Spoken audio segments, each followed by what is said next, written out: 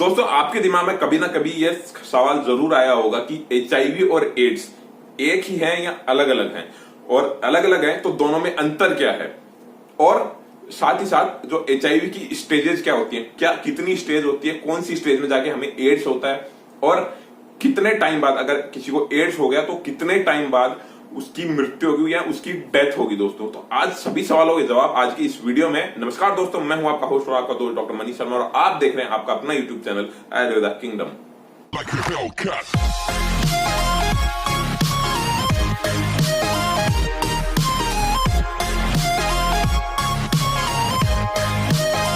दोस्तों HIV AIDS से related मैंने पहले भी काफी वीडियोस बनाए हैं, सारे वीडियोस आपको मेरे यूट्यूब चैनल के ऊपर मिल जाएंगे, तो फटाफट सब्सक्राइब कर लो और चैनल के ऊपर आप जाके देख सकते हो। प्लेलिस्ट भी मिल जाएगी आपको एचआईवी के लिए, तो वहां जाके आप पूरा देख सकते हो। डिस्क्रिप्शन में भी आपको लिंक मिल जाएंगे।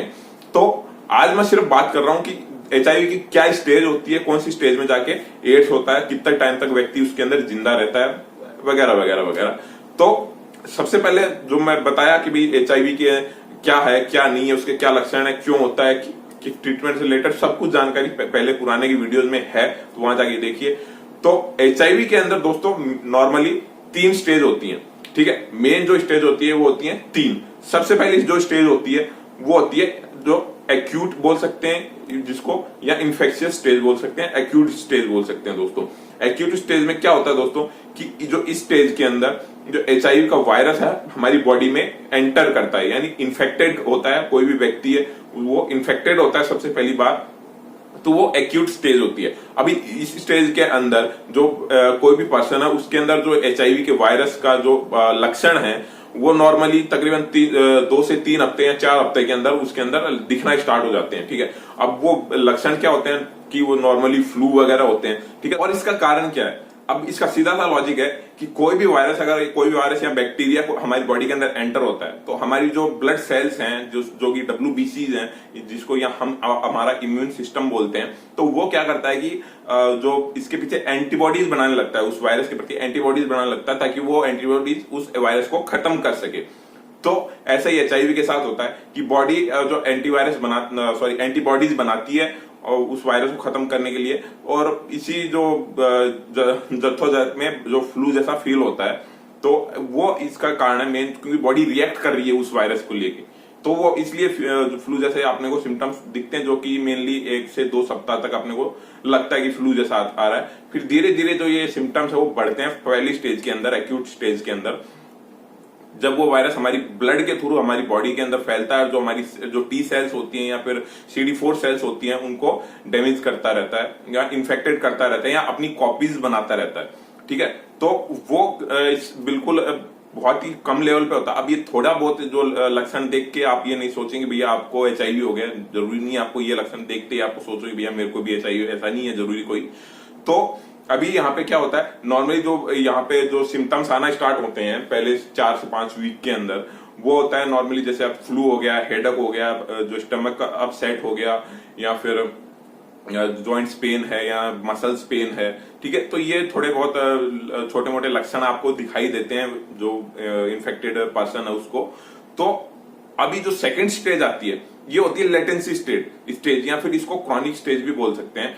अभी यहाँ पे क्या होता है ना कि 2 तरीकों, अभी इस स्टेज को भी अपन यहाँ पे 2 तरीकों में डिवाइड करेंगे दोस्तों।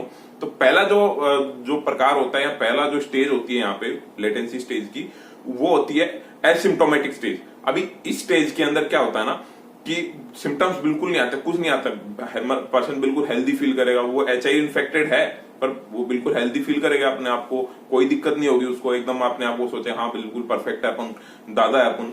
तो इसलिए नॉर्मली है ना यही एक स्टेज होती है जहां पे आदमी को पता ही नहीं लगता कि वो एचआईवी इन्फेक्टेड हो गया, वो बीमारी आगे जाके बहुत ज्यादा बढ़ जाती है।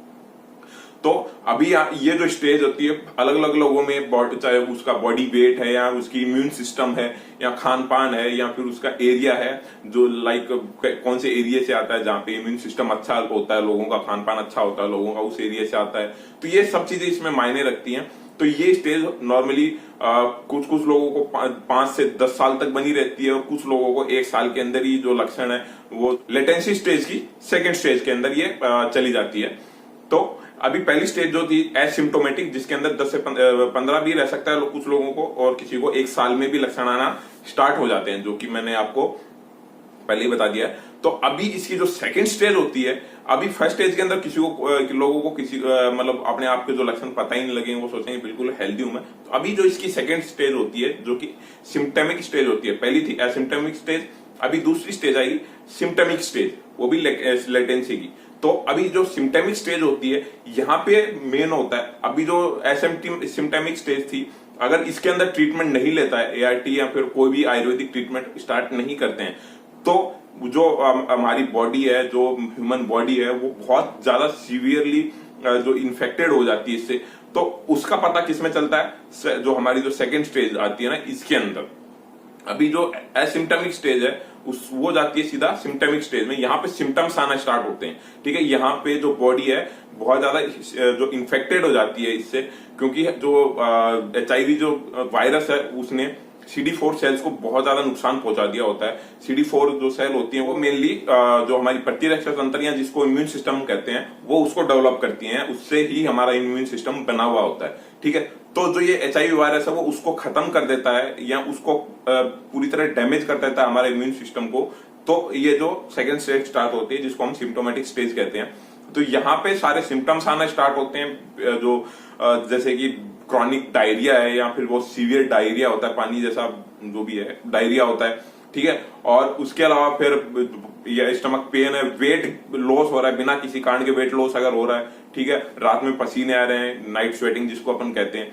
ठीक है, जॉइंट्स पेन है, मसल्स में बहुत ज्यादा पेन है, और उसके अलावा बहुत ज्यादा फ्लू फीवर जैसे लक्षण आ रहे हैं, तो ये, और खांसी है, और उसके अलावा निगलने में दिक्कत है, कुछ भी निगलने में दिक्कत है, लिम्फ नोड्स टाइप बन गए हैं, गांठें टाइप बन गई हैं, या फिर मुंह की कोई दिक्कत हो रही है, जीभ पे सफेद सफेद आपकी कॉटिंग आ गई है। ठीक है, मुंह का कोई भी प्रॉब्लम हो, या फिर आपके जो भी जेनाइटल ऑर्गन्स है वहां पे फंगल इन्फेक्शन टाइप जैसा हो गया, तो ये कुछ नॉर्मल सिम्टम्स हैं, या स्किन प्रॉब्लम्स हो जाती हैं, तो ये कुछ नॉर्मल सिम्टम्स वहां पे आते हैं। तो ये जो सिम्टोमेटिक स्टेज होती है, ये जो सेकंड स्टेज होती है लेटेंसी की, तो ये सिम्टोमेटिक स्टेज होती है। यहाँ पे ये सारे सिम्टम्स आते हैं जिससे आदमी को पता लगता है कि भैया अपने को कुछ ना कुछ प्रॉब्लम है, और वो जांच करवाने के लिए जाता है और वहां पता लगता है उसको HIV है, एड्स है। तो ये अगर यहाँ पे भी अगर आपने ट्रीटमेंट नहीं लेता है कोई, आप यहाँ पे इस स्टेज के ऊपर भी कोई लापरवाही करता है, तो आती है थर्ड स्टेज। पहली स्टेज एक्यूट, दूसरी लेटेंसी, और तीसरी जो स्टेज आती है जहां पे एड्स हो जाता है, तो वो एड्स की स्टेज होती है जहां पे एड्स हो जाता है। अभी ये जो स्टेज कब आती है, ठीक है, सिम्टोमेटिक स्टेज आने के बाद तो नहीं आती है। सिम्टोमेटिक स्टेज मीन्स की सिम्टोमेटिक स्टेज की कौन सी एक लेवल होता है जहां पे आके अपने को एड्स होगा। ठीक है, तो वो होता है जब CD4 सेल्स होती है और 200 के नीचे जाती है। ठीक है, CD4 नॉर्मल 500 से 1500 के बीच होती है, तो वो 500 से नीचे और मतलब 200 से नीचे आती हैं, जब 200 से नीचे आते ही एड्स होने का खतरा बहुत ज्यादा बढ़ जाता है, एड्स होने के चांसेस बहुत ज्यादा बढ़ जाते हैं। ठीक है, अगर प्रॉपर तरीके से उस स्टेज के अंदर ट्रीटमेंट नहीं लिया जाता है तो ज्यादा से ज्यादा आदमी 3 या 4 साल जिंदा रहता है, यही इसका एक विंडो पीरियड होता है। इसके अलावा उसकी मौत हो जाती है। तो अगर आपने प्रॉपर तरीके से उस स्टेज में भी ट्रीटमेंट नहीं लिया तो डेथ होना कंफर्म है वहां पे भैया 3 या 4 साल। क्यों? HIV और एड्स, यहाँ पे एक चीज समझना सबसे ज्यादा जरूरी है, HIV और एड्स दोनों एक चीज नहीं है। ठीक है, एड्स अपने आप में कोई बीमारी नहीं है, ये दो चीज सबसे महत्वपूर्ण है यहाँ पे। HIV अपने आप में कोई बीमारी नहीं है, HIV एक वायरस है, और एड्स भी अपने आप में कोई बीमारी नहीं है, वो एक बीमारियों का समूह है, एक पूरा ग्रुप है डिजीज का, वो एक ग्रुप है डिजीज का। ठीक है, तो मेनली जो पेशेंट है वो मरता एड्स की वजह से नहीं है, एड्स जो HIV वायरस की वजह से जो इम्यून सिस्टम खत्म हो जाता है उसकी वजह से, जो एड्स एक टर्म है, और जो एक्वायर्ड इम्यूनो डिफिशियंसी सिंड्रोम होता है, तो वो एक टर्म है, उसकी वजह से अलग अलग बीमारियां होती हैं, उन बीमारियों से आदमी मरता है, चाहे वो न्यूमोनिया हो, चाहे वो कैंसर हो, या चाहे TB हो, या फिर कुछ भी एनीथिंग एल्स, तो वो उन बीमारियों की वजह से मरता है, ना कि एड्स की वजह से। तो अभी अपने को सिर्फ इतना ही करना है कि अपना इम्यून सिस्टम को बेटर रखना है। तो उसके लिए सबसे पहले जरूरी है कि अपने को जैसे ही कोई सिम्टम्स लगे अपने को तुरंत डॉक्टर से कंसल्ट करना है। ART का तो कोई परमानेंट इलाज नहीं है, कोशिश करें, क्योंकि लोग सीधा लेते हैं और भागते हैं एलोपैथिक की तरफ। आयुर्वेद की तरफ आए, आयुर्वेद में बहुत बढ़िया रिजल्ट मिल रहे हैं, हम दे रहे हैं, बहुत अच्छे रिजल्ट आ रहे हैं। तो आप आयुर्वेद की तरफ आए, किसी से भी लें, जरूरी नहीं मुझसे, किसी से भी लें, आयुर्वेद की तरफ एक बार आए और कंसल्ट करें किसी भी डॉक्टर से। तो वहां पे जो है ना 2 या 3 साल या 4 साल ज्यादा व्यक्ति जिंदा रहता है, तो उसका कारण यही है HIV, सॉरी एड्स। तो एड्स की वजह, HIV में और एड्स में सिर्फ इतना ही डिफरेंस है, HIV वायरस है, एड्स बीमारियों का समूह है। तो HIV क्या करता है, जो इम्यून सिस्टम को खत्म करता है, और एड्स एक टर्म है जिसके अंदर बहुत सारी बीमारियां अपना घर बना लेती हैं बॉडी के अंदर, और उसकी वजह से पेशेंट की डेथ हो जाती है दोस्तों।